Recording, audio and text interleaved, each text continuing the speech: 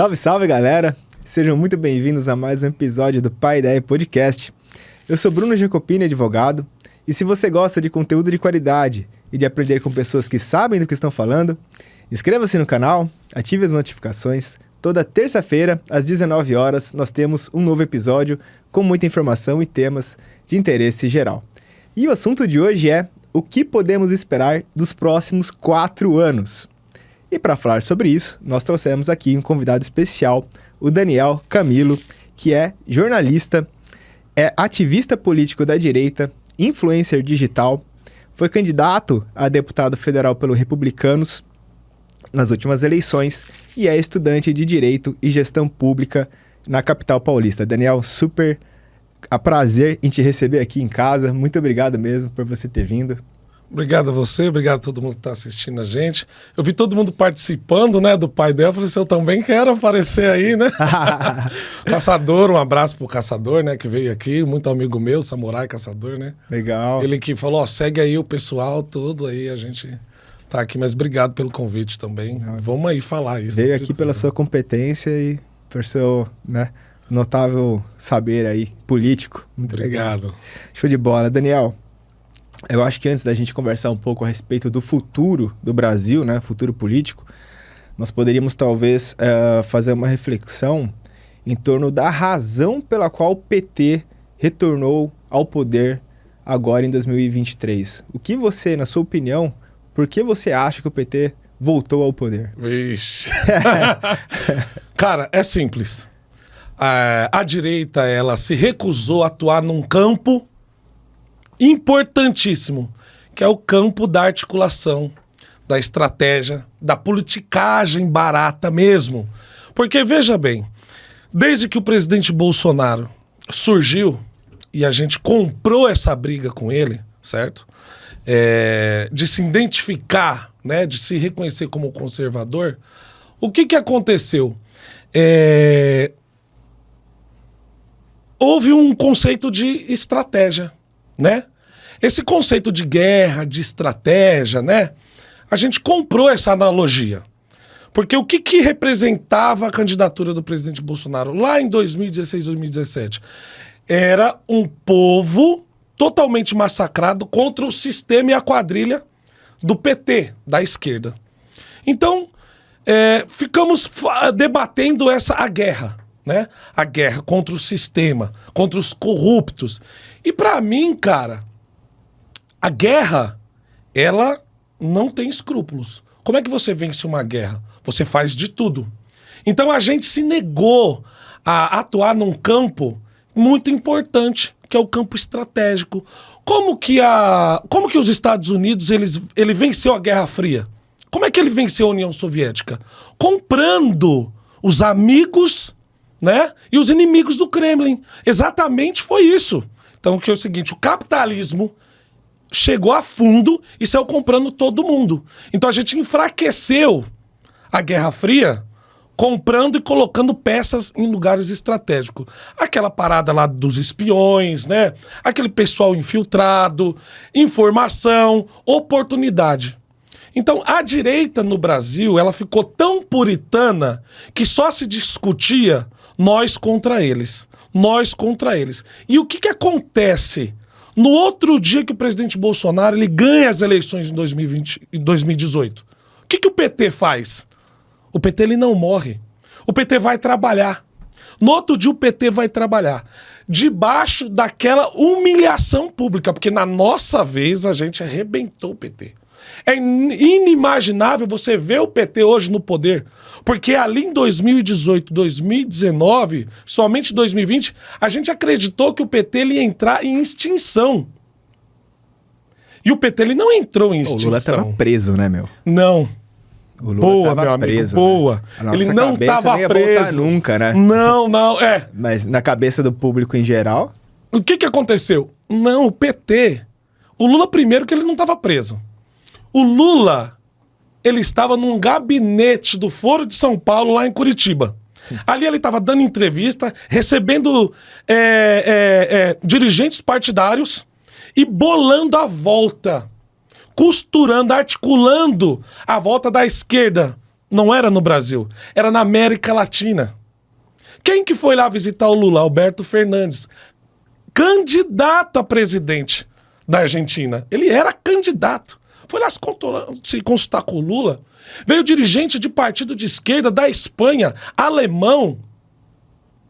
A organização do Foro de São Paulo estava atuando. Então o que a esquerda faz? Quando perde as eleições, vai trabalhar. E a gente, ó, em cima. E eles trabalhando. Trabalhando. Quieto, silencioso. E a gente, nunca mais, vão morrer, não vão ser mais eleitos, vai acabar o PT. E os caras estavam trabalhando. O que eles estavam fazendo ali, o Lula estava fazendo naquele gabinete ali, chamado Cela da Polícia Federal? Ele estava organizando. Ele estava conversando com o sistema. Ele estava bolando o que ia acontecer. Ele estava construindo. E a direita se negou a conversar. A direita usava o parlamento ali, o púlpito, para pá. Legal, só que a gente se esqueceu da liderança do governo. O que é a liderança do governo no parlamento? Quando fala assim, deputado fulano de tal é o líder do governo na Câmara. Senador tal, o líder do governo no Senado. Quem que é esse cara? Esse cara é o cara que transita no meio político. Esse cara é o cara que conversa com todas as forças políticas. Esse cara é o cara que aperta a mão do diabo, que bebe o uísque, vai pra putaria com os caras. Porque isso é política. Política, irmão, não tem nada a ver com eleitor, não tem nada a ver com políticas públicas. Não é isso. Isso, discurso, embate, é campanha. Política em Brasília é isso que eu acabei de falar. Articulação, conchava, atrás das cortinas mesmo. Você acha que faltaram ações concretas, então, para o Bolsonaro nesses 4 anos de mandato? Ações concretas no sentido de, olha, vamos desfazer todo esse aparelhamento do Estado, todas essas estratégias que por anos a fio a esquerda veio construindo, a gente tem que desfazer isso, porque senão lá na frente, em 2023, a gente vai perder as eleições. Quer dizer, ele ficou aí talvez perdido nos embates de discursos com a mídia e com a esquerda, batendo em cima da esquerda. Bolsonaro, ele foi o único que fez a parte dele. A gente em nenhum momento pode jogar a culpa no Bolsonaro. Sim. Eu falo do governo. Sim. Quando eu falo que a direita não fez conchavo, não fez articulação, não foi lá conversar, não foi ter entrada, não pediu permissão para o sistema. O sistema é o tudo. É a Matrix. Você entendeu? Sim. E cai nesse ponto. 40 anos de progressismo.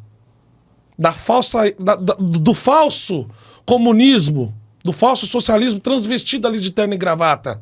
Fernando Henrique. Lula era também um progressista nos 2 primeiros mandatos dele. Então eles tiveram tempo de vir aparelhando desde Collor. Justamente o Bolsonaro não conseguiu desaparelhar porque ele não teve esse jogo de cintura, ele não teve representante. O que faltou pro presidente Bolsonaro foi um Dirceu dos 2 primeiros anos do Lula. Dos 2 primeiros mandatos do Lula.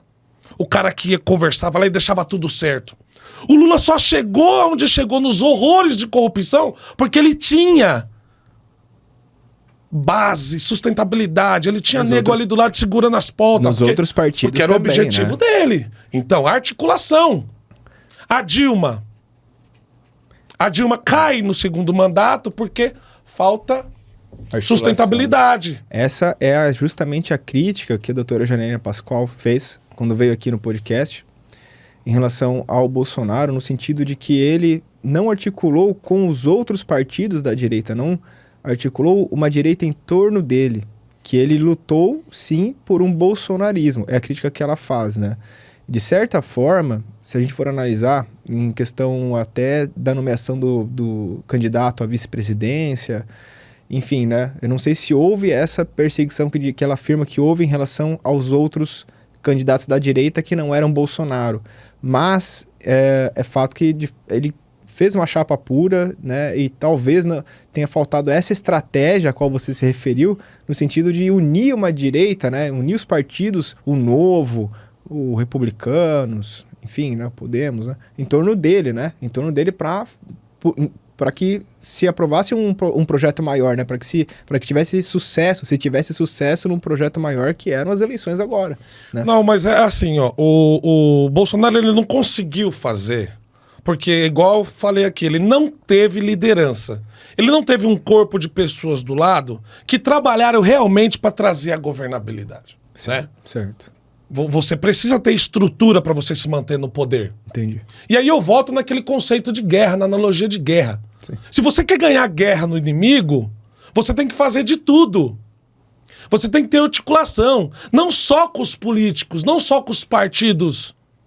O Bolsonaro é o único que fez a parte dele. Tanto que no primeiro ano ele faz o que ele prometeu, mostra ali as promessas dele de campanha, que é combater de frente com o sistema, e ele vê que o parlamento não ajuda ele, não alcança ele, não dá sustentabilidade nele. No primeiro ano do presidente Bolsonaro, em 2019 até 2020, o parlamento ali, o Congresso, dá as costas para o presidente. Os parlamentares ali não se unem. Isso porque falavam que tinha mais de 300 pessoas na base do governo. Sim. Mas não tinha. Então não tinha ali pessoas que coordenassem, não tinha ali o representante do governo, não tinha um projeto maior para segurar o governo. Então, né, quando ele não tem essa sustentabilidade, essa estrutura, ele não consegue desaparelhar. Então o que ele faz para tentar combater isso? Ele traz os militares para o governo, mas não pôde acessar o núcleo, que era o desaparelhamento dos 40 anos.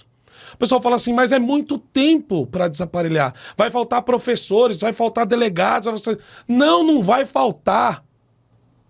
O que acontece é o seguinte, como ele não teve essa articulação, ele se negou, a direita, né? Uhum. A direita, eu falo assim porque ela ainda não existe, né? Então, se negou a atuar nesse campo de estratégia, enquanto o PT estava atuando nesse campo de estratégia. Então o que ele fez? Ele trouxe a justiça para o lado dele, ele trouxe ali os partidos para o lado dele, ele trouxe os prefeitos para o lado dele, os governadores. Você lembra na era Dória? Ele fez uma rebelião ali com 16 governadores, eles tentaram implantar um governo paralelo, liderado por essa tal terceira via. O que aconteceu? Quando foi ver, o sistema, os grandes empresários, governadores, prefeitos e a justiça e a Polícia Federal não estava na mão do governo. Não conseguiu nem indicar o diretor da Polícia Federal. Por quê? Porque já estava fechado com a esquerda. Ela tinha feito o trabalho. A gente ficou num discurso muito puritano. Não estou dizendo que é o errado. Isso é certo num país sério. Sim. Governar com 100% de honestidade. Mas, igual você falou, a gente já sabia que o país estava aparelhado. As estruturas, as autarquias, né, as instituições, todas aparelhadas. A educação, a gente não conseguiu desaparelhar a educação, para você ter uma ideia. Né? Olha a Fundação Palmares lá, a briga que foi lá dentro, lá com o Sérgio. Uhum. Então, assim, a gente não teve quem amarrasse, quem conversasse, quem fizesse o acordo mesmo. Porque se a gente compra essa da guerra, guerra pra mim vale tudo. Vale tudo. É assim que derruba o inimigo. Não é buscando embate de primeira. Mas eu também me enganei.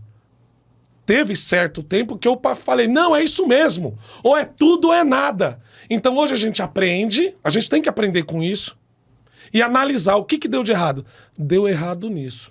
Não teve esse corpo de articulação para organizar o governo.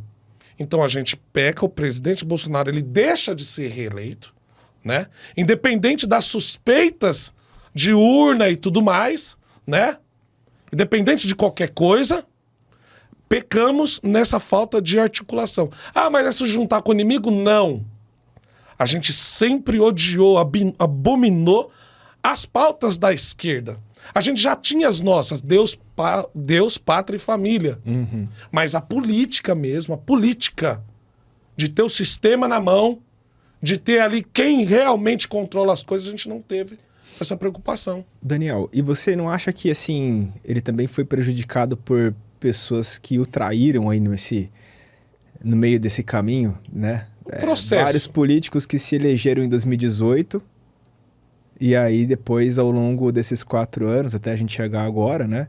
Viraram as costas para ele, né? Tem vários nomes. A traição assim, vai continuar. E assim, tô citando isso até por conta de uma polêmica que existiu agora recentemente em torno da deputada Carla Zambelli, né? Que deu aquela entrevista para a Folha de São Paulo e fez uma crítica ao Bolsonaro, depois falou que não era aquilo que ela quis dizer. Eu não vou classificar a Carla Zambelli como traidor ou traição. Existia dois fatores ali, né? Era que a Mônica Bergamo tinha falado que o presidente Bolsonaro assumiu para alguém próximo dele, que a Carla Zambelli tinha vendido ele e feito acordo com o Alexandre de Moraes. Eu entrei na discussão da entrevista que ela deu para a Foice de São Paulo. Foice de São Paulo. Por que eu critiquei tanto a entrevista que ela deu? Sim. Vamos lá. O dia 8. Sim. A invasão lá de Brasília. Sim. Certo? Mas vamos voltar um pouquinho antes. O PT já falava que ganhar a eleição não era o mais importante. O importante era combater e derrotar o bolsonarismo. Isso está na imprensa. Sim. Certo? Então, assim, a perseguição contra o Bolsonaro já era declarada. A perseguição já era exposta. Nunca. Se tem uma coisa que o PT nunca fez, foi esconder.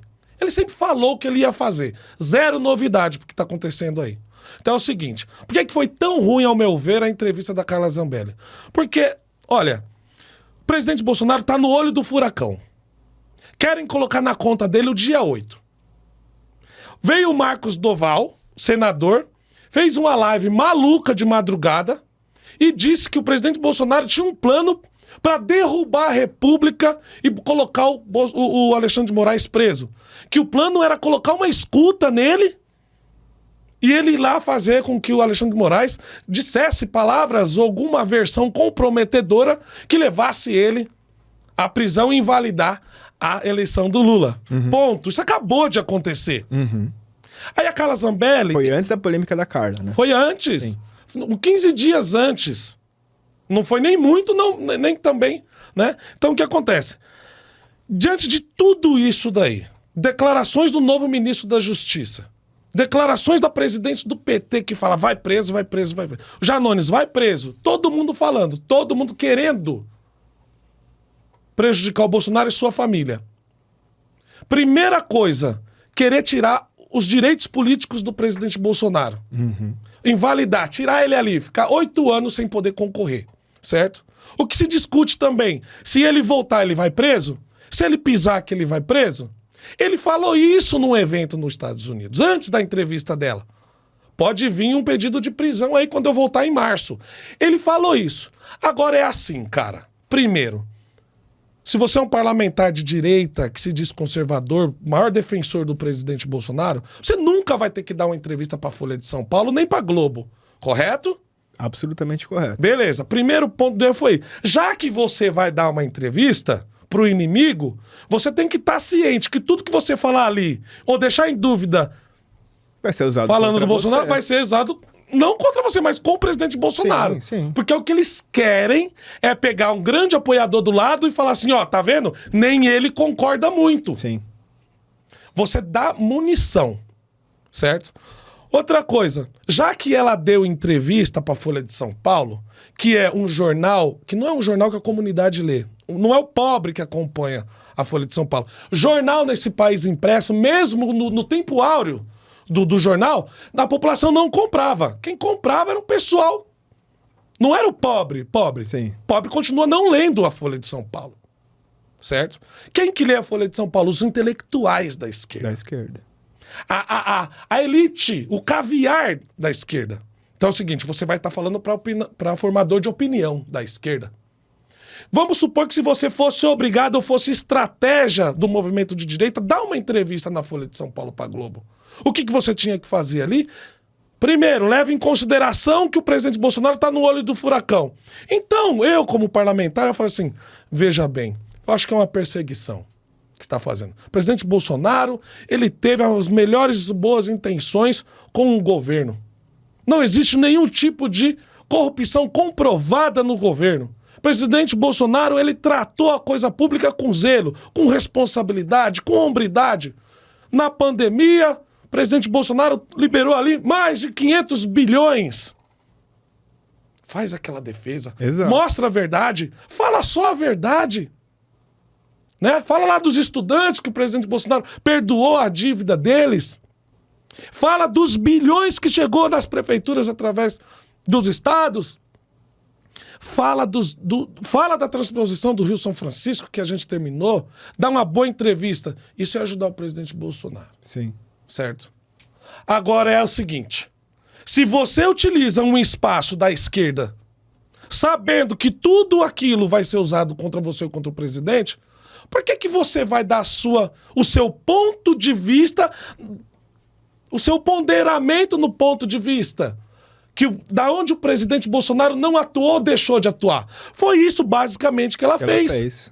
Ela falou ali, olha, o presidente Bolsonaro deveria ter sido claro na live do dia 30 de janeiro. Fala assim, nossa, desculpa, não foi bem... Não é isso que eu quis dizer, acabei falando. Sabe aquele morde e assopra? Consciente. É estranho. Calma aí. Não, mas já vinha, Se querem colocar o presidente, a invasão do dia 8 na conta do presidente, que já vem sendo anunciada. Olha, se o presidente Bolsonaro perder, vai acontecer igual aconteceu no Trump. Porra, já tinha exemplo. Já tinha. Por que você começa a entrevista falando assim? Olha, o presidente Bolsonaro deveria estar aqui liderando a direita, não sei o que tem. Aí a repórter pergunta, mas você acha que ele tem possibilidade de ser preso? Aí ela fala, acredito sim que ele vai preso. Você quer que ele vai preso ou não quer que ele vai preso? Se você sabe que ele pode ser preso, por que você está fazendo crítica dizendo que ele deveria estar aqui liderando a direita? Lidere você! Você não é a mais chegada nele? Lidere a direita. Pra que você vai falar o seguinte, olha, o presidente Bolsonaro deveria ter sido mais claro na live do dia 30 de janeiro para as pessoas saírem da frente dos quartéis. Ô, meu amigo, você tá querendo dizer que você não concorda tanto. Você tá entendendo? Beleza, aí outro ponto da entrevista é o seguinte, e outra coisa, eu acho que em 2026 o presidente Bolsonaro não deve ser a única opção para 2026. Tem que sair o Tarcísio, tem que sair os filhos dele e a Michele. Ô, meu amigo, toma, você acha que os melhores... básica. A mulher não vai sair contra o presidente, contra o marido, os filhos também não vai fazer isso. Acredito que o Tarcísio, no momento, não queira fazer isso também, que seja fiel. Ou seja, você está gastando um tempo precioso para colocar em dúvida as lideranças. O presidente Bolsonaro está lá nos Estados Unidos, cara. Tá todo mundo querendo prender ele. Isso é anunciado. Agora você vai utilizar. Você está querendo fazer o quê? Se apresentar para a esquerda? Será que a terceira via morreu pra todo mundo? Ainda tá viva na cabeça de alguém? Eu acho que a gente tem que ir um pouco mais longe, porque naquele episódio que antecedeu o segundo turno, em que ela é empurrada por uma pessoa, o segurança dela saca a arma, ela corre atrás do cidadão, até uma padaria, ela manda o cidadão deitar. Eu sou CAC, você também, tá certo? Como que a gente age? Quando que você saca uma arma? Só em legítima defesa. Agora... a legítima defesa, perigo atual e iminente de uma injusta agressão. Qual que era o perigo do injusto agressor, né? Não, o injusto agressor tava correndo, meu filho, coitado do gordinho lá. Ela saiu tropeçando no meio da rua e ela saiu correndo atrás do cara. Jardins. Então, isso um dia antes das eleições, ela precisava ter feito isso. É uma questão que a gente tem que pensar. Primeiro que ela já tinha ganhado as eleições, saiu de 71 mil para quase 1 milhão de votos. Ela não deveria ter feito nada. Quer ajudar o presidente? Fazia igual o Nicolas fez. Viajou o Brasil, lá ajudou ali em Minas Gerais, ali, pá. Ei, ela já tinha ganhado as eleições. O que ela foi fazer nos Jardins? Ali é o antro da esquerda. Eu moro lá próximo, eu sei. Eu vou pra Avenida Paulista com 5 minutos a pé. Sim. Eu sei. Um reduto de esquerda. O cara preto, homossexual, e, se eu não me engano, jornalista. Ela para ali e saca a arma pro cara. Olha, todos os elementos que a esquerda precisa. Não, ela foi empurrada, ela tomou um tropicão, mas ela sacou a arma, não foi pro cara que empurrou ela? Cara, se você assiste o vídeo, você vê que ela saca cara, independente que era, independente que ela foi, independente que ela foi cuspida, agredida, mostraram o dedo pra ela, foi empurrada, o que que ela faz? Exatamente. O que que ela faz ali com o presidente ali, perdendo as eleições ali, né? Aquele negócio, a gente acredita nas urnas ou não acredita nas urnas? A gente acredita, vamos votar ou não vamos votar, sabe? Já tinha esse embate. O que que ela foi fazer ali?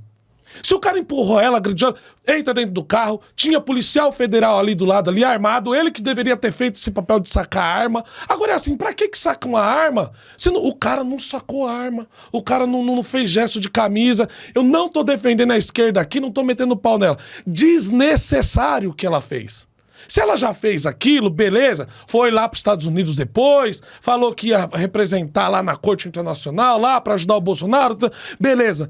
Meu, já fez uma cagada. Na própria entrevista ela assume, a única coisa que eu fiz pra Folha de São Paulo, quem sabe prejudiquei o presidente, não sei se prejudicou. Prejudicou! Não prejudicou! Você tá entendendo? Agora assim, pra que você vai dar uma entrevista?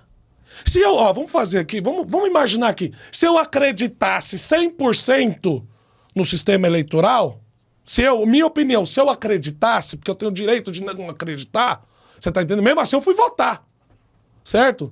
Se eu não acreditasse, pra mim, se valesse tudo mesmo, como deveria ser, se eu tivesse certo disso, quem perdeu a eleição do Bolsonaro foi o Roberto Jefferson e a Carla Zambelli. Era outro que eu ia falar, né, da granada. Porque a gente tá tentando reverter esse negócio que bolsonarista é violento, que bolsonarista é aquele troglodita, que ele não gosta das mulheres, que ele é armamentista, que ele é genocida. O Bolsonaro tá ali revertendo, daqui a pouco, pá! Primeiro, o que o cara vai pensar que ele que tá é verdade? Eu não vou votar no Lula, pelo amor de Deus, cara. O cara é meio sem educação, mas olha só aqui. Os números comprovam, né? Paulo Guedes, a política de economia, tudo funcionando. Aí o cara faz isso, um atira na Polícia Federal. Aí a outra vai lá, coisa com arma também. Exato. Aí a pessoa fala assim, Deus me livre. Quer saber, nem eu vou votar. Às vezes o cara nem foi votar. Exato. Se eu acreditasse 100% nisso. Você tá entendendo? Sim. Tem que ter essa visão aí, né? Se eu acreditasse, eu jogaria a culpa.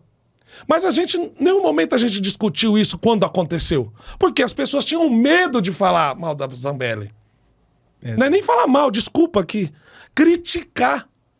Aí quando eu critiquei essa entrevista que ela deu pro Folha de São Paulo, nossa, meu Deus do céu, a Zambelli é linda, a Zambelli é um amor de pessoa. Eu falei assim, gente, eu não tô criticando se ela é feia ou se ela é bonita. Tô falando que foi incorreto o que ela fez. Contraditório. Então Sem você sentido. fala, se você tem acesso à mídia de esquerda, o que você vai fazer? Eu vou falar bem do presidente Bolsonaro? Ou poderia falar também mal do Lula, é só falar a verdade. Exato. Os números comprovam, houve Petrolão, houve Lava Jato, houve isso, houve aquilo, teve não sei quantos bilhões devolvido, então isso que a gente tem que deixar aqui, porque o governo já começa errado, o governo já começa com falta de zelo na máquina pública, que os ministros dele é tudo envolvido com processos ativos na justiça. Poderia ter usado aquilo muito melhor. Sim. Tem total razão. E a questão do Bolsonaro não ter apoiado a ministra Damares para senadora, né? Você acha que isso prejudicou ele de alguma forma? Porque ela era uma pessoa muito atuante, assim, né? Até hoje é ainda uma apoiadora dele, né? Olha, é o seguinte, na eleição, no meu ver, você deve muita coisa para todo mundo, né? Quais são os partidos que estavam apoiando o Tarcísio aqui?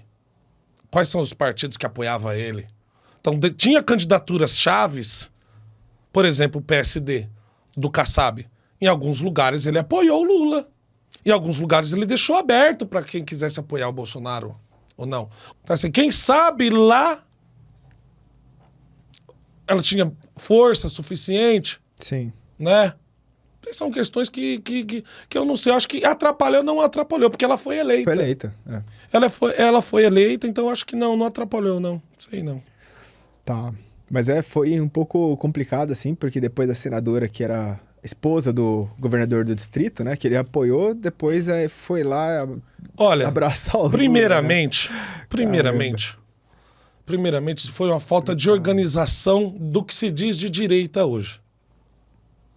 Né? Porque, na verdade, a direita não existe.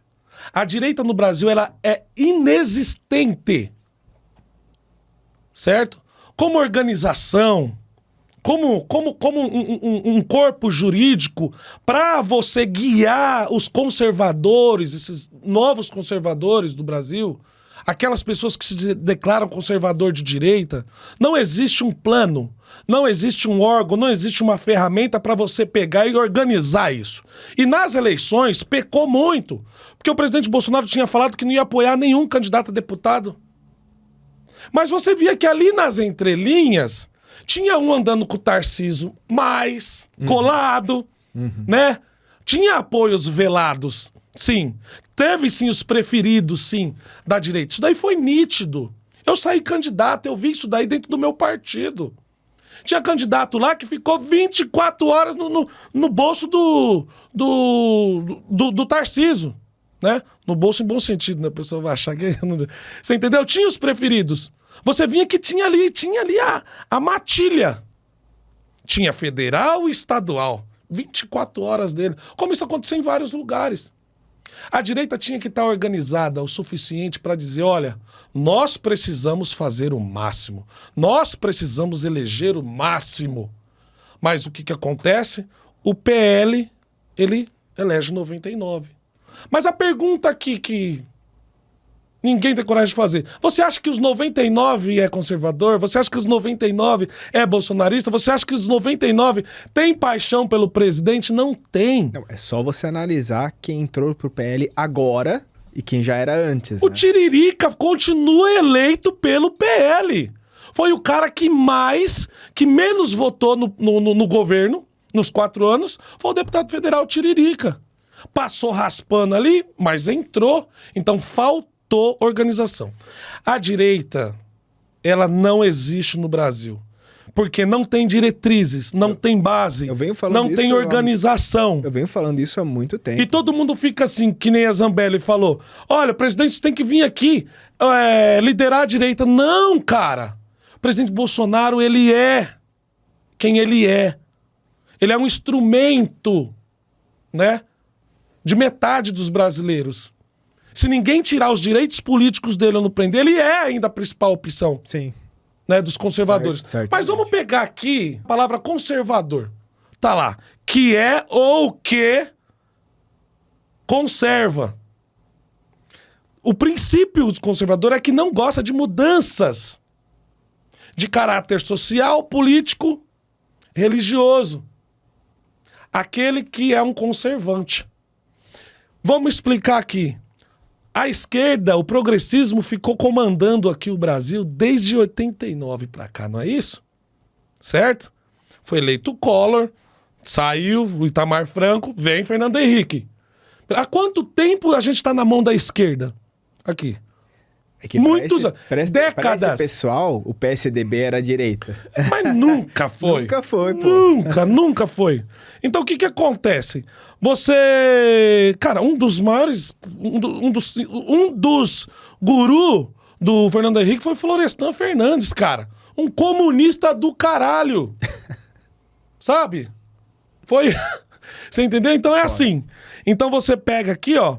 Você pega e fala o seguinte, como a gente é conservador? A gente não é conservador, porque em 2016, quando aparece o Bolsonaro, ele explode em 2016, ele vem dando sinais em 2013, tudo começa ali o processo da Dilma, né? Pra derrubar a Dilma, vem até 2016. Quando a Dilma cai, aí que vem o presidente, se revela ali como o próximo presidente que se identifica com ele.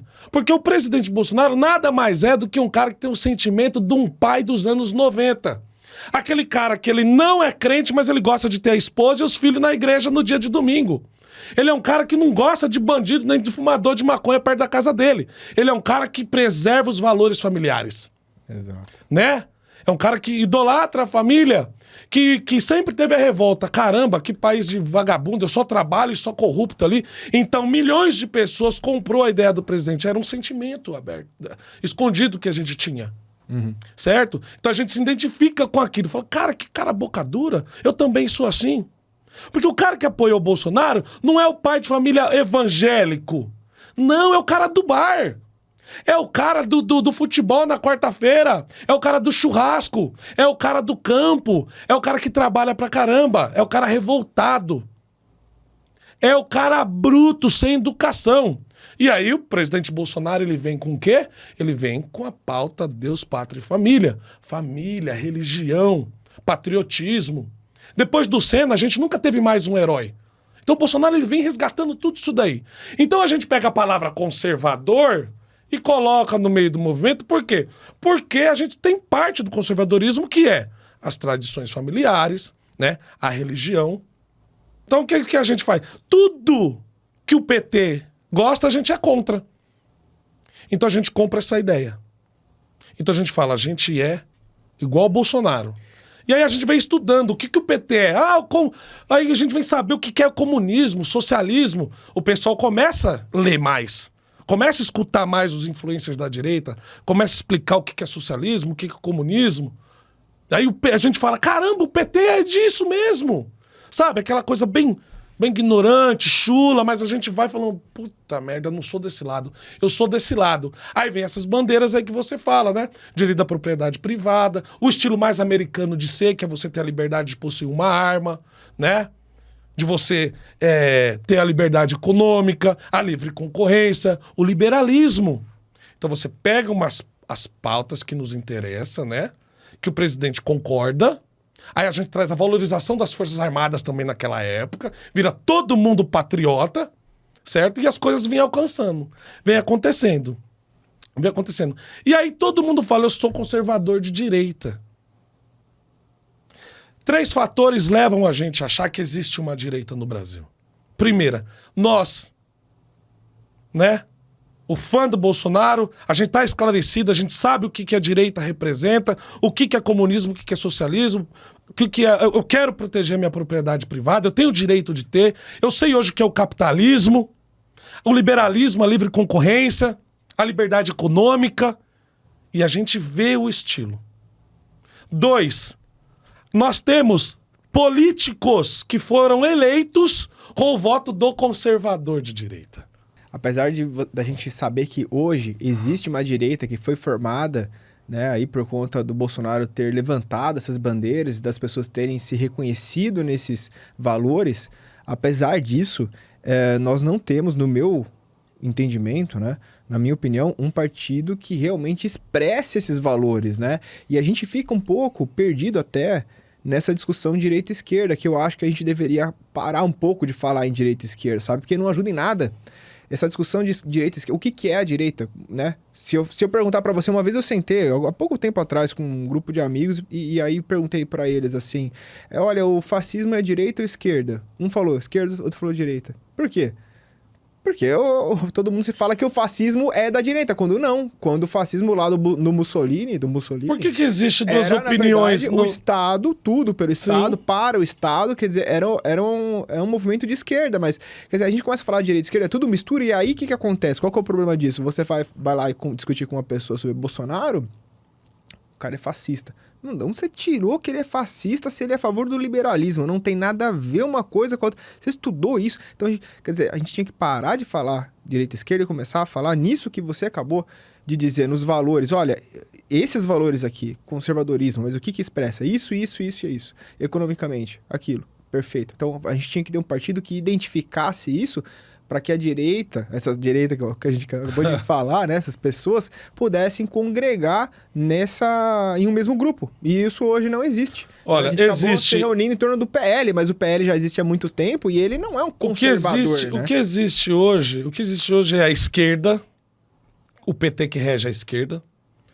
Existe o Bolsonaro. Os conservadores de direita, na sua grande maioria esmagadora, 90%, é apoiador do presidente Bolsonaro. Então existe um bolsonarismo, sim. Certo? Não existe direita para mim, porque é aquilo que eu falei, não tem uma organização jurídica para colocar diretrizes. Olha, quem é de direita, quem se declara direita, é essa pessoa que segue isso. Você segue isso, então é isso aqui. O plano da gente é esse, vamos se organizar. Então, eu falei que 3 pontos, né, faz com que a gente vê que tem direita, né? O primeiro, somos nós que se identificamos como conservadores de direita por causa do Bolsonaro, certo? Segundo, são os políticos que foram votados pelo conservador porque estava do lado do presidente, certo? Apoiando o presidente, a gente votou nele, né? E o terceiro motivo é que quando o presidente Bolsonaro, ele vem e tira essa nuvem dos nossos olhos, né? Ele corta ali aquele sonífero que era dado pra gente em doses homeopáticas durante 30, 40 anos, ele traz o que? O nacionalismo, certo? O sentimento de você amar o seu país e querer proteger ele. Então você vira um patriota, certo? Então tudo isso, né, no ar faz com que a gente ache que tem a direita. Agora, mais um motivo de que não existe a direita no Brasil é isso que você falou. Eleição do Senado e da Câmara dos Deputados. Vamos lá, sabe como é que foi feito isso? Venderam todos os votos, todos, a grande maioria. Quem não votou contra, vendeu seu voto. Por quê? Porque qual que foi da estratégia do Arthur Lira? Ele chama o PT, o Lula, fala que quer o apoio da esquerda para se reeleger. Ele chama o PL, todos os partidos falam que ele é o candidato. Por quê? Para a esquerda, para o PT, ele fala que vai ajudar a quebrar o teto de gasto. Ajudar a furar. Tanto que ajudou e foi. Certo? Não tem mais. Aí, beleza. Quem mais ele traz ali como cabo eleitoral? O Supremo Tribunal Federal. Que sai a campo. Ó, vota nele. Por quê? Porque eles aumentam também o quê? O salário. Presidente, vice-presidente, ministros de Estado, STF e Superior Tribunal. Que loucura. De Justiça. Né? Que vão passar a ganhar daqui em 4...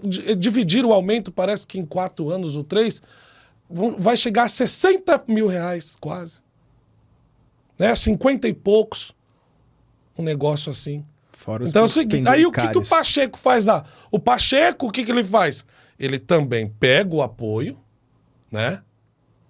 Porque quem vota no aumento dos salários é as duas casas. Sim. Certo? A Câmara e o Senado. Mas o que ele fala para os senadores?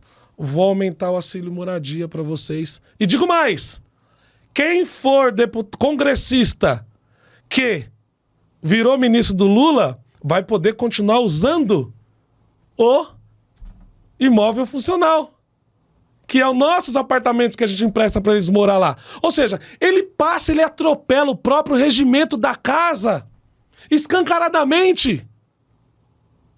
Que loucura. Uma semana depois que ganhou, aí ele aumenta. E dá mais 4 passagens a mais. Aumenta o auxílio moradia. E fala que quem virar ministro, o senador, o deputado que virar ministro do Lula não vai precisar sair do imóvel funcional. Ou seja, acabou. Então agora você fala pra mim que tem direita? Quem se manifestou contra esse aumento uma semana depois? Quem foi? Poucos. Deve ter alguém, pelo amor de Deus. Mas eu não vi. Ou seja, a maioria. O cara foi eleito com a maior votação da história do parlamento. Da história do parlamento.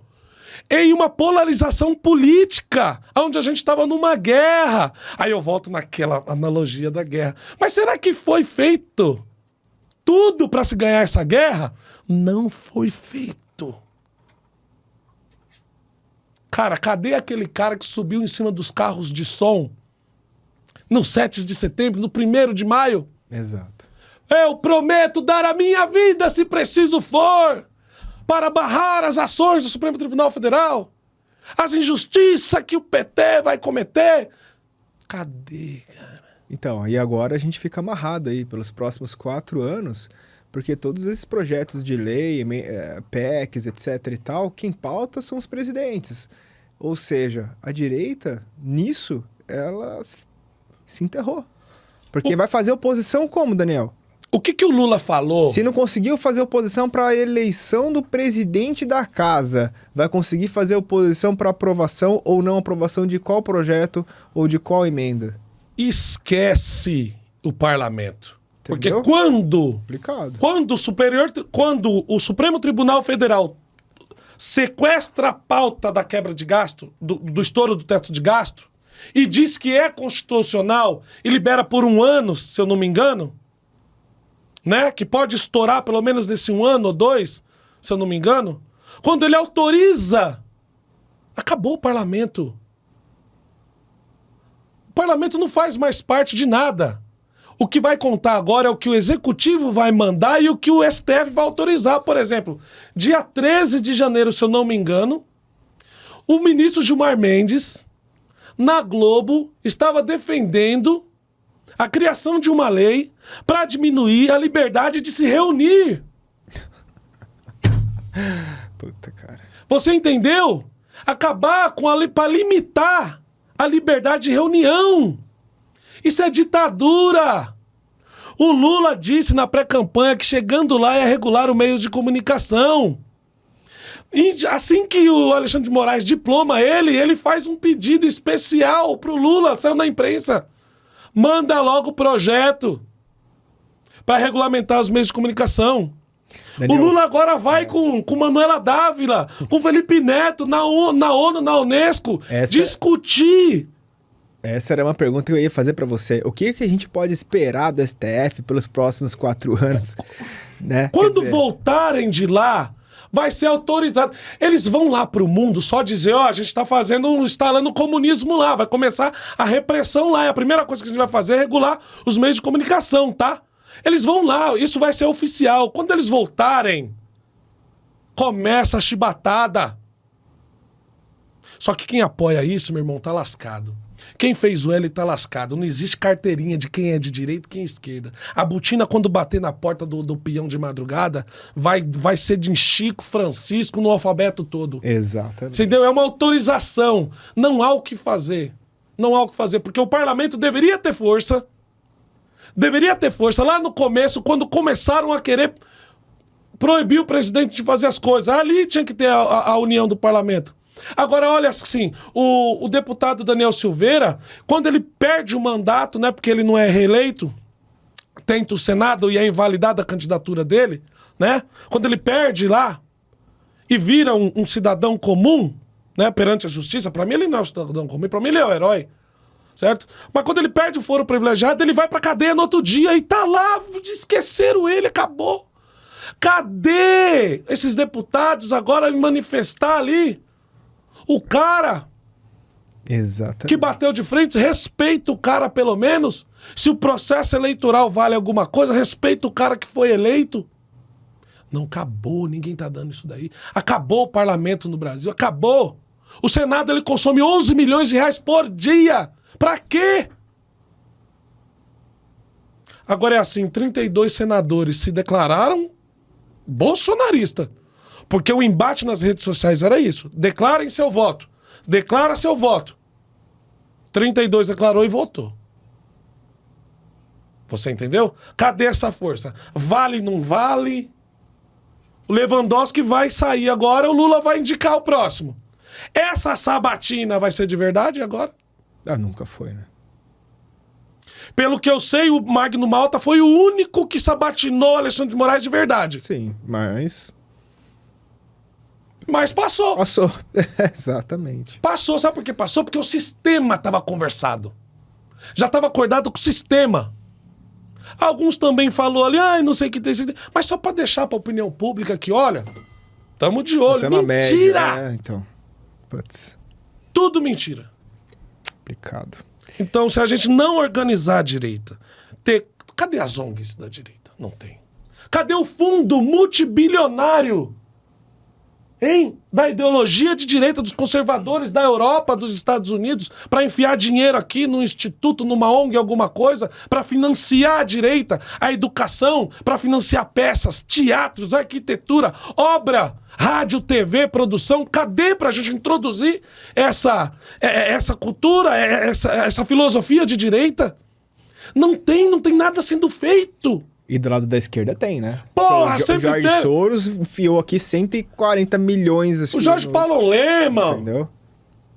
Por que o Lemann lá da Americana aí, que deve 40 bilhões, declarou praticamente apoio pro Lula? Falamos, ano que vem teremos novo presidente. Porque ele sabia que ele ia quebrar e ele ia precisar que a justiça estava do lado dele pra não colocar ele na cadeia. 40 bilhões? É pior que o escândalo do Eike Batista? Mas tá velado, ninguém fala nada. Tá tudo bem, né? Tá tudo bem. O Brasil voltou... Meu irmão, parece que nunca passou o governo do Bolsonaro aqui. Tá tudo normal, voltou ao normal. Não tem vergonha na cara. A mídia... Não, a mídia não A bate Globo mais. defendendo que os impostos da gasolina precisam voltar mesmo, Viu? porque era uma forma do Bolsonaro. Porque vamos combinar, o Bolsonaro apanhava todo dia, cara. Era todo dia uma notícia. Agora, 2 meses de governo, cara, não tem uma notícia ruim, não tem nada, tá tudo certo, a coisa tá andando, né? Não é? Meu irmão, Não tem, a mídia tá o calada. que é nepotismo? Você Nepotismo indicar é pessoas indicar, da sua sim. família pra outro O ministro do Trabalho do Lula... A gente tá falando de emprego, né? Nepotismo é emprego, não é? Na forma geral. Sim, Certo? sim. O ministro do Trabalho do Lula, ele é processado por nepotismo cruzado.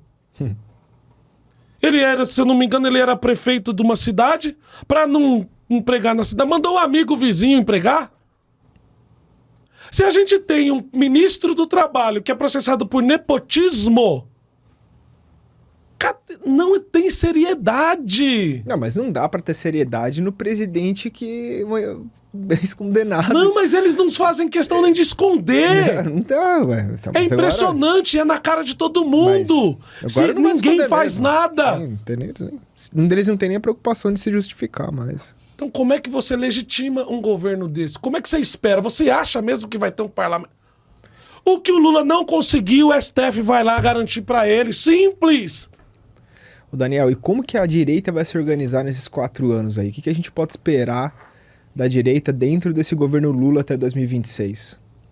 Se a gente não instituir a direita de verdade, trazer bases, diretrizes, um ornamento, se a gente não tiver lideranças, de uma filosofia para combater, para unir, para trazer poder. O que é poder? Poder de organização popular. Só isso.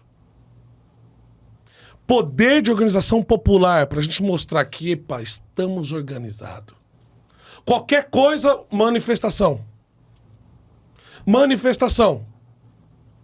Opa, não, a gente não aceita isso daí. Porque senão a gente também não consegue dar força nenhuma para quem foi eleito. Eu acho que as lideranças têm que se organizar, né, Daniel? Mas quais Elas são... têm que sentar entre quais elas são e as se organizar lideranças? em torno de um projeto Eu maior, acho que a né? gente não deve esperar liderança de político nenhum eleito. Eles têm que estar lá para fazer o que eles têm que estar lá. Mas como que vai fazer, Daniel? Tem Sabe que por quê? surgir lideranças. Por exemplo, se hoje a gente fala aqui, não... pega aí ó, a questão do aumento dos proventos dos ministros do STF. Vamos fazer uma manifestação, vamos para Brasília, vamos pegar...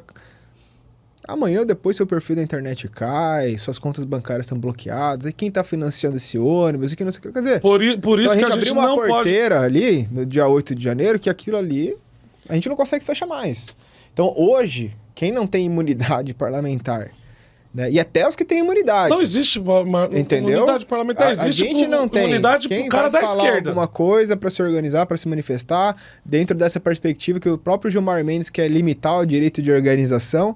Então ficou uma coisa muito complicada, né? O que apoiar, como se organizar, como iniciar um movimento. Eu tenho visto, tem chegado até mim pessoas dizendo, olha, a gente vai tentar fazer isso aqui, o outro caminhando paralelo, sem saber o que o outro está fazendo.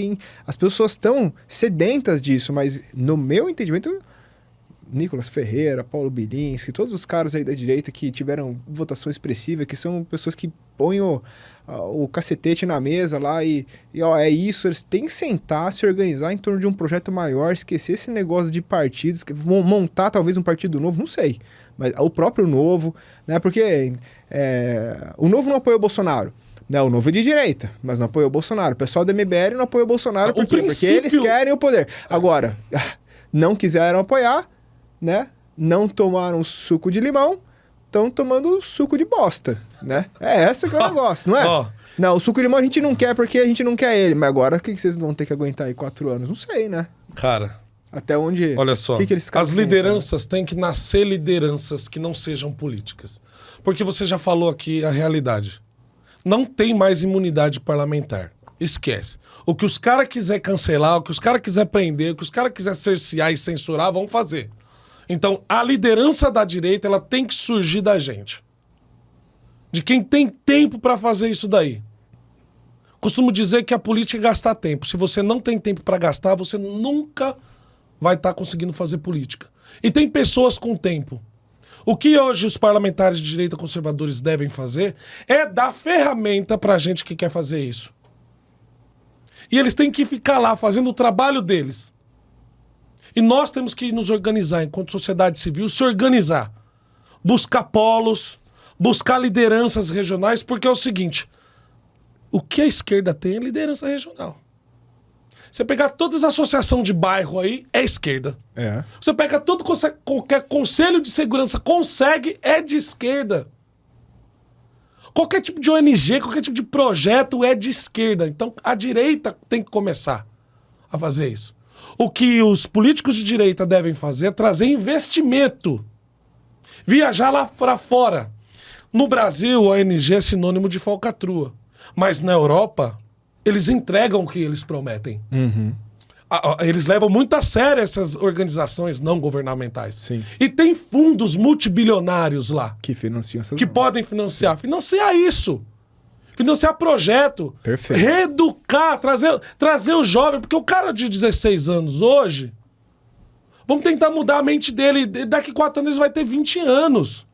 Se a gente não fizer um projeto para pelo menos meia geração, a direita nunca mais retorna ao poder. Exato. Porque o planejamento deles é nunca mais sair do poder. Em 2007, o Lula já tentou se perpetuar no poder. Quando ele lança a ideia do 3º mandato dele. A Globo faz até campanha. Só que não cola. Em 2007 tinha uma propaganda do Banco do Brasil. Pense no 3. 3, não sei o que tem. Pense no 3. Papai, mamãe, filho, pense no 3. Tudo é 3. Do Lula. Você tá entendendo? Do Lula. Então, não colou. Ele seguiu a cartilha do Hugo Chávez. Ele fez a mesma coisa lá. A prova, ele pode disputar terceiro mandato, traz as Forças Armadas, fala que fez a eleição, mas você sabe o que as ditaduras fazem com a eleição, manipulam, falam, ó, o resultado é esse. Ó, quase perdemos, mas não perdeu. Você entendeu? Então, ele já tentou fazer isso em 2007. E agora, com todo o aparato, com o sistema do lado dele, aquilo que a gente deixou de graça para eles, que a gente não botou fé, tá na mão deles. Então, é possível. Exato. O ministro do Supremo Tribunal Federal, que faz parte de uma casa, de um poder, da qual a obrigação era zelar pela Constituição, hoje está falando em inconstitucionalidade. Na cara dura, dando entrevista. Você quer o quê? Cara, Alexandre de Moraes fala que agora o Supremo Tribunal Federal tem competência para julgar os militares que foram omissos ou se envolveram no dia 8. Que doideira. O que o STM falou pra gente quando apresentaram, acho que 2 ou 3 projetos, pedido, ação para investigar Alexandre de Moraes por abuso de poder? A gente não é competente. A gente não é competente. Uma das ações era do próprio Paulo Sérgio, ministro da Defesa, um militar. O que o STM falou, o Superior Tribunal Militar falou? Que não compete à Justiça Militar se meteu a julgar civis. Mas agora eles vão ser julgados pelos civis. Me explica. Pois é, então. Pois é. Mas era uma coisa que eu, no final daqueles 3 meses aí que nós passamos de sufoco no ano passado, eu vinha conversando com a minha esposa, né? Porque, assim, parecia um jogo de truco. Um falava 3, outro 6. Um falava 6, outro 9, outro 12. E a coisa... E, assim, sempre a aposta era coberta, né? E eu falei, olha, quem dobra a aposta não tá numa situação de desvantagem. Então aí tem alguma coisa. Se a todo momento o Bolsonaro falava uma coisa, o Alexandre de Moraes tomava uma atitude pior ainda, era porque ele tinha certeza de que a coisa estava andando conforme a música que ele queria que tocasse, correto? Que o Brasil então, ia continuar o mesmo. A todo momento a pessoa falava os militares, mas assim, vai olhando um pouquinho como que era o andar da carruagem naquela hora, e aí você chegava a entender que os militares não estavam apoiando de fato o Bolsonaro, porque se eles estivessem, aí talvez a coisa tivesse sido diferente. Mas da forma como as coisas aconteceram, dava para antever que não ia acontecer nada. Tanto que quando o Mourão fez o discurso na virada do ano, que foi uma sacanagem fazer aquilo 8 horas da noite do Réveillon, pô. O pessoal quase infartando dentro de casa. Parece que ele inventou alguma coisa pra guardar pra ele, ó. Tá vendo, Netinho? Eu fui presidente. O pessoal esperando, agora ele vai falar o que ele vai fazer. Pessoal, né? Boa sorte a todos e boa noite, bom Réveillon. Eu dei risada, né? Mas assim, você vê que o exército, as Forças Armadas realmente não estavam, de fato, apoiando qualquer coisa no sentido de tentar investigar as eleições. Eu não vou falar invalidar porque eu acho muito forte. Acho que para invalidar tinha que ter prova. Agora, no momento em que são apresentados indícios e eles chegam ao STF, o STF vai lá e simplesmente rejeita de ofício. Não manda fazer uma perícia, não manda fazer nada. Rejeitou de ofício, pronto. Então agora a gente não discute mais. Rejeitou de ofício, não pode contestar. Resultado, né? Então, pronto. Quer saber minha opinião sobre isso? Me pergunta aí, quem foi o culpado da invasão do dia 8? Quem foi o culpado da invasão? O Exército, as Forças Armadas. Por quê? Porque é o seguinte, as eleições vinham com suspeitas. Bolsonaro falava, especialistas, o argentino. Isso foi jogado na mídia. Todo mundo acreditou nisso daí. Falou, opa! Teve o caso lá do Radiolão, né? Teve um negócio lá que a propaganda eleitoral oficial, em alguns lugares, algumas rádios não estava passando a propaganda do presidente. Sim. Certo? A suspeita do próprio PL. Aí acaba a eleição. O Lula é declarado vencedor. O PL, ele apresenta, certo?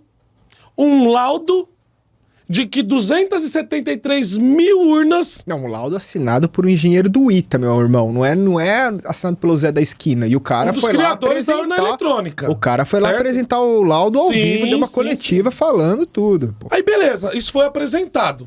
Foi lá pro Supremo Tribunal Federal. O que estava acontecendo? O pessoal na frente dos quartéis. Na frente dos quartéis.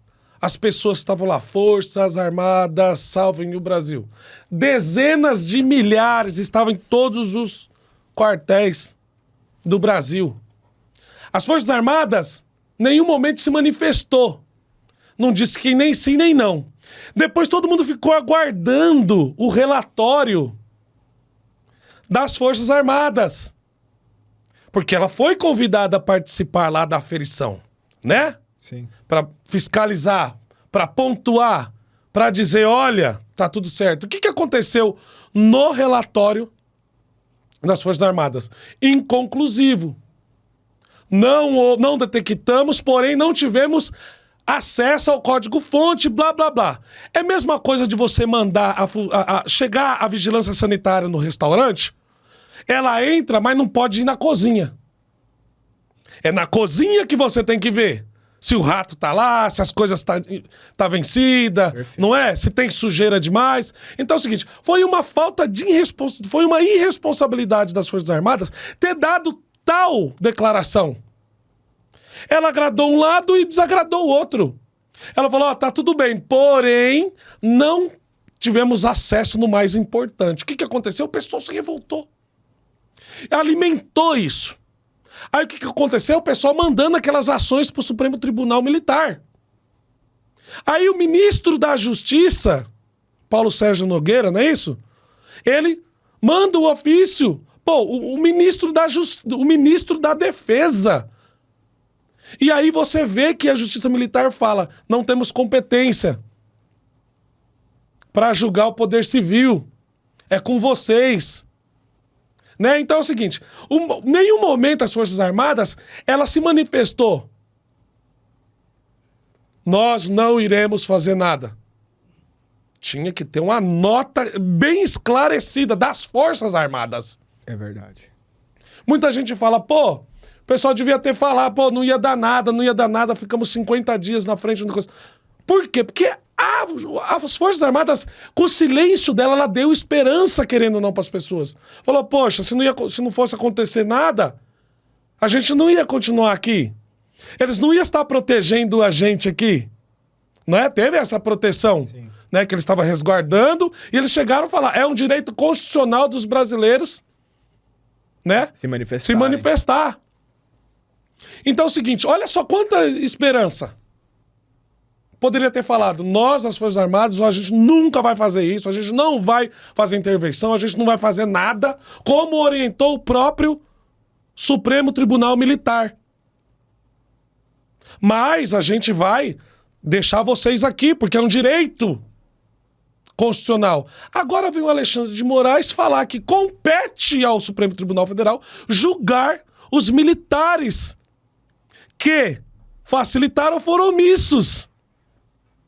Gilmar Mendes, ele declara na Rede Globo que apoia a criação de uma lei para limitar a liberdade de se reunir.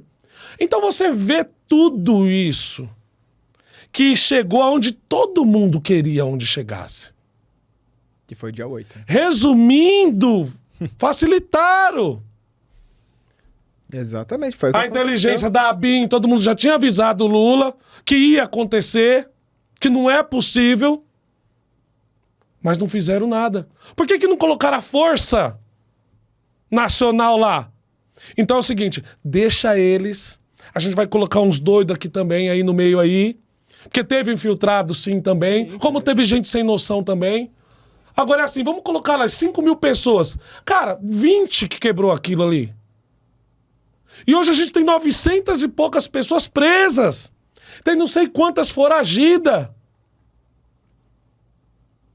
Agora você pergunta pra mim o que vai ser os próximos 4 anos? Deixa o Lula voltar da Unesco lá com o parecer lá do especialista mor da rede social, o Felipe Neto e Manuela Dávila, 2 especialistas em liberdade, né? Dois especialistas em imparcialismo. Deixa chegar aqui para ver o que vai acontecer. Vai apertar mais e mais e mais e mais ainda. Agora é assim, isso vai acontecer se a direita não se organizar. Esquece os políticos eleitos, deixa eles lá, é importante pra gente. Vão lá tentar combater, lá se manifestar em parlamento, e a gente que tem que se organizar.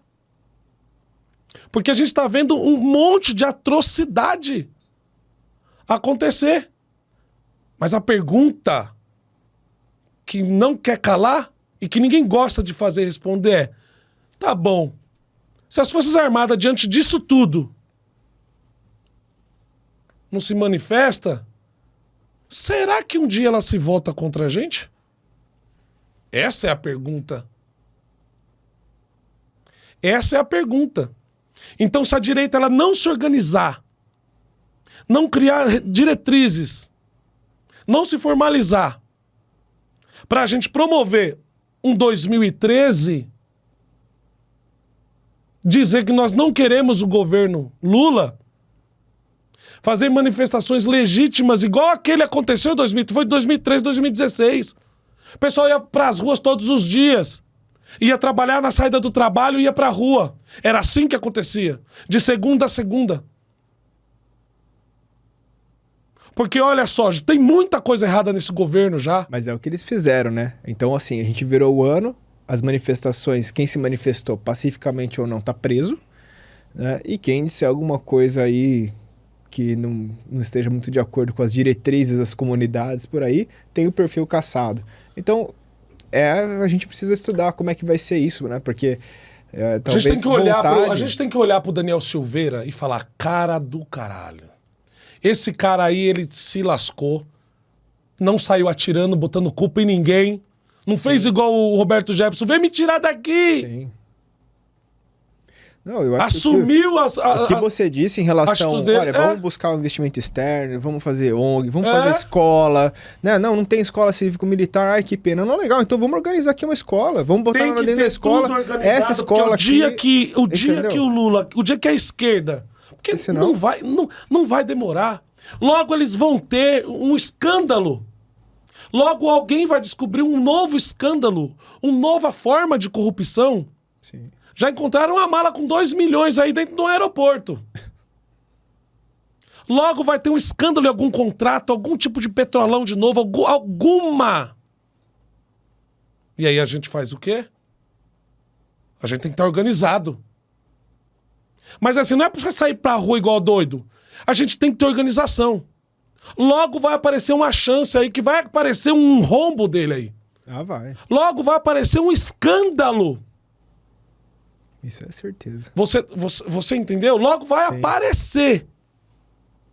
E aí, cara, a gente tem que estar preparado pra gente invadir as ruas. Daniel, a gente vai ter que ficar por aqui por conta do horário aí, né? Mas você gostaria de deixar um recado pro pessoal que tá assistindo a gente? Pra quem não acredita que seria impossível a instalação de uma ditadura comunista aqui, olha tudo que a gente falou aqui. Se você é de direita, se você se considera um conservador e tem tempo de fazer política, precisamos se organizar. Me procura. Você entendeu? Põe depois aqui ó, a rede social. A gente precisa começar a fazer isso. Não depende de político nenhum. Depende da gente se organizar enquanto sociedade civil. Pra estar esperto. Porque daqui a pouco o escândalo vem aí. E a gente tem que estar preparado. Tem que estar preparado. Tá certo. Daniel, muitíssimo obrigado, irmão, por ter vindo aí. Obrigado. Sensacional a entrevista aí. Obrigado Pode mesmo. chamar qualquer hora que eu venho gritar aqui. Com certeza, sem dúvida nenhuma. Guardamos os próximos aí. Beleza. E é isso aí, galera. Ficamos por aqui. Muito obrigado por tudo, por terem nos assistido. Grande abraço, valeu e até mais.